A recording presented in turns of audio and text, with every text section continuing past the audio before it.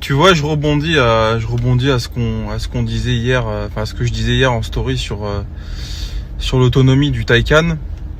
Au-delà de ça, je trouve qu'on est quand même arrivé dans une période automobile qui est vraiment la pire depuis le début de l'histoire de l'automobile. Je m'explique. Et je pense que vous allez me rejoindre là-dessus. Aujourd'hui, on est dans une période où on veut construire des voitures propres, des voitures qui soient sûres, fiables. Mais c'est complètement l'inverse. Je me rends compte d'un truc, c'est que il n'y a pas une offre aujourd'hui. Après, je parle pas des voitures, je parle des voitures de grand public. Je parle pas effectivement, les constructeurs un peu élitistes sortent des voitures qui sont fabuleuses et qui le sont peut-être plus que jamais. En revanche, les voitures de grand public, de moi, de monsieur tout le monde, en fait, tu vois,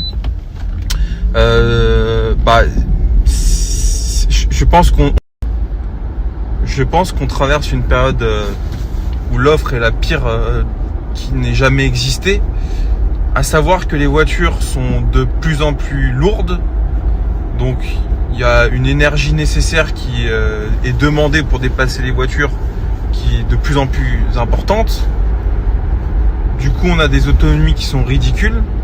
Mais je parle pas que de l'électrique, l'électrique en fait partie bien évidemment, mais tu vois, aujourd'hui les gouvernements poussent notamment avec les leviers fiscaux qu'on connaît, à acheter de l'hybride notamment. La plupart des gens achètent de l'hybride, ils savent même pas pourquoi, ils savent même pas s'en servir. Ils rechargent jamais leur batterie électrique pour faire leur trajet quotidien. Ils installent pas des bornes pour. Je leur jette pas la pierre, c'est pas eux que je jette la pierre, c'est pas aux consommateurs. C'est au gouvernement, au AUX, pas un seul. Et évidemment aux constructeurs. Je ne comprends pas à quoi jouent les constructeurs. Parce qu'au bout d'un moment, c'est quand même eux qui décident de ce qu'ils fabriquent. Alors vous allez me dire oui, mais ils ont des amendes par rapport à leur rejet de CO2 globaux de leur production. Tout ça, je le sais. Néanmoins, au bout d'un moment, si le constructeur il dit non, j'arrête de produire de la merde, j'arrête de payer des ingénieurs des fortunes pour faire de la merde, en fait, le gouvernement, il n'aura pas le choix. Il va pas pénaliser toute une économie, une industrie, parce que ça leur rapporte beaucoup d'argent, l'automobile, la TVA, la taxe sur l'essence, etc. Mais je comprends pas à quoi jouent les constructeurs. Alors, j'ai pas la vision macro, tu vois, c'est-à-dire que je connais la France, je sais comment ça se passe en France, je sais pas comment ça se passe ailleurs, mais vraiment, je trouve que c'est une catastrophe.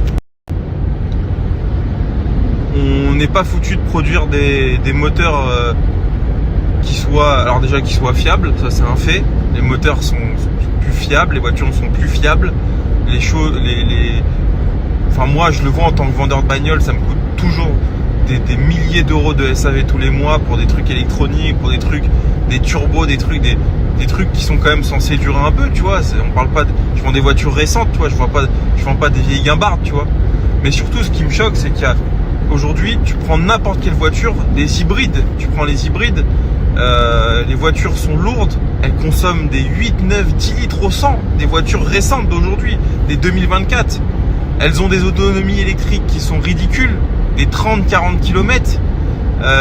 Les électriques, j'en parle pas, alors les gens vont me dire Tesla. Franchement, Tesla, je suis désolé, mais là j'ai ramené un modèle Y Performance d'un pote à moi là, qui me l'a confié à la vente. Bon, t'as en moyenne à 25 kW au 100, c'est énorme.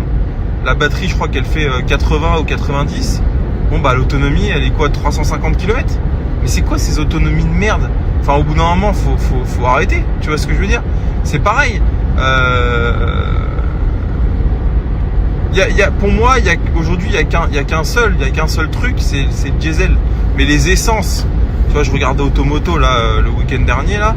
Ils essayaient le Dacia Sandero, des voitures, on ne peut pas plus populaire, on ne peut pas plus grand public, on ne peut pas plus dans l'air du temps, tu vois, petit moteur, voiture légère, pas trop de techno, pas trop cher, tu vois ce que je veux dire, 7,6 ou 7,7 litres au 100.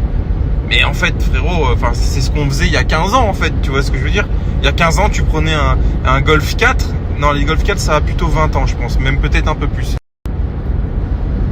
Ça faisait 7 litres au 100, 8 litres au 100. Mais sérieux, mais c'est abusé. Je trouve que... Donc aujourd'hui, moi, je regarde pour acheter... je suis un consommateur de bagnole, tu vois. Mais il n'y a rien aujourd'hui qui conviendrait, un, à mon utilisation, deux, à un pseudo-avantage fiscal sur ma société, parce que il s'agit pas d'acheter une voiture. Tu vois, je prends un diesel qui roule bien, un Golf GTD. Enfin, je te parle pas d'une Rolls-Royce Phantom, Golf GTD, tu vois, c'est pas non plus waouh, tu vois. Fiscalement, c'est une catastrophe pour ma société. Je suis sûr que ça consomme au moins 8 litres au 100. Et en plus, ça vaut 60 000 euros. Ah, frère, où va l'automobile? Je te jure, c'est... Je déteste l'ère qu'on vit dans l'automobile. Et en vrai, on parle des malus. C'est un petit problème parce que, encore une fois, comme je le dis, les malus, ça concerne que une minorité de voitures qui ne sont pas, qui sont destinées aux riches. Bon, on va pas, tu vois, c'est pas un réel problème. En revanche, là, l'ère dans laquelle on vit, l'automobile, il y a vraiment plein de problèmes parce que, en plus de ça, c'est de l'hypocrisie, c'est un leurre. Ça veut dire que même les voitures aujourd'hui qu'on achète, elles polluent peut-être même plus que les voitures d'avant. Parce qu'en plus, les voitures s'usent plus vite, ont une obsolescence programmée, je dirais, plus rapide que les voitures d'il y a 20 ans. Elles consomment autant. Pour passer les tests d'homologation, les constructeurs sont obligés de mentir. Rappelez-vous le scandale des logiciels truqués là avec Volkswagen. C'est une catastrophe. C'est une catastrophe. Et à côté de ça, je peux citer plein d'exemples. Mais les constructeurs nous fabriquent des merdes. Je pense au PureTech. Les clients qui ont acheté des PureTech 25 000 euros, qui aujourd'hui n'arrivent plus à les vendre, qui aujourd'hui ont des moteurs dans le sac. Enfin, je veux dire, c'est scandaleux. C'est scandaleux. Et en vrai, je te dis, je pense que là, je vais parler plus aux passionnés et donc à une minorité de gens. On s'en fout en vrai, mais achetez aujourd'hui les voitures si vous le pouvez, plutôt que d'acheter, comme on vous dit toute la journée, des appartements en location Airbnb. Parce que je vous jure, dans 15 ans, dans 10 ans, même demain, on ne pourra plus acheter ces voitures. Elles seront taxées à mort. Les gouvernements vont nous trouver des nouvelles taxes sur les voitures polluantes d'occasion. Enfin, tu vois, ça va être une catastrophe. Ça va être une catastrophe. Et quand je vois les voitures qu'on nous sort aujourd'hui, je me dis, mais putain, mais pourquoi d'un moment les constructeurs ne tapent pas putain du poing sur la table en disant, nous, on arrête les hybrides de merde. On arrête de fabriquer des bagnoles qui font 2 tonnes 5. Enfin, hier, j'étais chez Mercedes pour la révision de ma dépanneuse. Il y avait le nouveau Classe G. Je crois que c'est G580 EQ. Donc le électrique. Très belle voiture. Qui diffère pas trop du Classe G qu'on connaît tous. Putain, le poids. 2 tonnes 8, ma gueule. 2 tonnes 8. Mais tu te rends compte? 3 tonnes. C'est pas possible. Mais imagine l'énergie que ça demande pour déplacer un tel poids. Sauf que ça, sur ta société, 0 TVS, t'amortis tes batteries, tu récupères la TVA. Alors c'est super pour ceux qui sont un peu malins, qui ont une boîte qui tourne. Moi demain je peux en acheter un, impeccable. Mais en vrai, d'un point de vue environnemental, c'est plus qu'une catastrophe. Je suis désolé. C'est plus catastrophique qu'un chef d'entreprise qui se prend, j'en sais rien moi, une petite M3 sur sa boîte, avec laquelle il va rouler 10 000 km par an. Encore une fois, j'ai envie de faire de la politique pour ces choses-là, pour à l'Assemblée prendre le micro et expliquer cette incompréhension que j'ai au fond de moi. Mais pourquoi ces gens-là qui pourtant ont fait des études, qui normalement ont le cerveau un peu câblé, tu vois, plus que moi, tu vois, normalement, ne se rendent pas compte de ces choses-là et à quel point on dirige l'automobile, mais que ce soit les constructeurs, que ce soit le consommateur, que ce soit les sous-traitants, que ce soit l'environnement, droit dans le mur. Tu vois ce que je veux dire? Il n'y en a pas un qui va ressortir gagnant. Même l'État, il va se retrouver baisé parce que quand plus personne pourra acheter ses bagnoles, ça rentrera moins dans les caisses de l'État. Les gens vont garder leurs vieilles voitures qui vont plus polluer. Les constructeurs vont vendre moins de voitures. Ils paieront moins d'impôts et en fait, toute la chaîne va se retrouver baisé en fait. Je te jure. Et en témoigne le Taycan, cette arnaque, cette escroquerie, je te jure, c'est une escroquerie cette voiture. Je vais loin, c'est une escroquerie.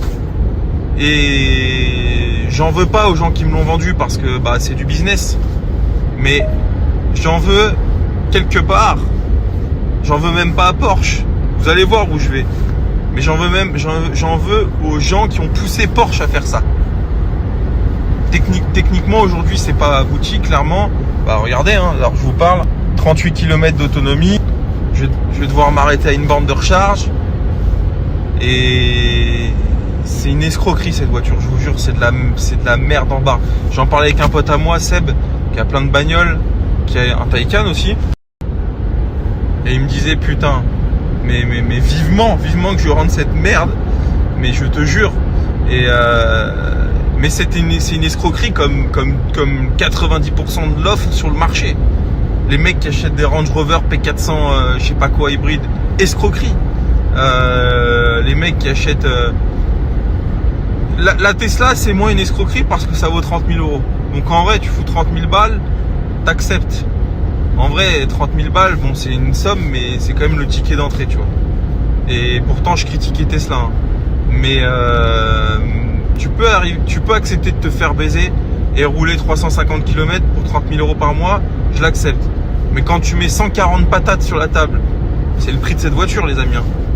Ou quand tu mets 200 000 euros pour un Range Rover, ou quand tu mets même quand tu mets j'en sais rien moi, 40 000 euros dans une 208i hybride, où t'as des clients, moi j'ai une cliente qui veut m'acheter ma Smart que j'ai là, 6000 km, qui a une 208 hybride, et qui me dit, elle habite à Paris, hein, et qui me dit, est-ce que vous avez une prise chez vous, parce que je suis pas sûr de pouvoir venir en autonomie chez vous à Villebon et repartir 70 km. Alors peut-être qu'elle exagère, mais quand même, escroquerie frérot, t'as payé ça 40 000 euros, escroquerie. Et voilà, après évidemment on est au début de l'électrique, etc. Mais putain, mais aujourd'hui, à l'instant T, on vit dans une période de l'automobile qui est pour moi peut-être une des plus grandes crises, hein. C'est peut-être pas économique parce que les constructeurs gagnent peut-être de l'argent, etc. L'État aussi, tout le monde. Mais je vous jure, quand tu regardes le tableau, c'est une escroquerie. Tout est une escroquerie. Oh là là, enfin bon, bref. Peut-être que je me trompe, dites-moi.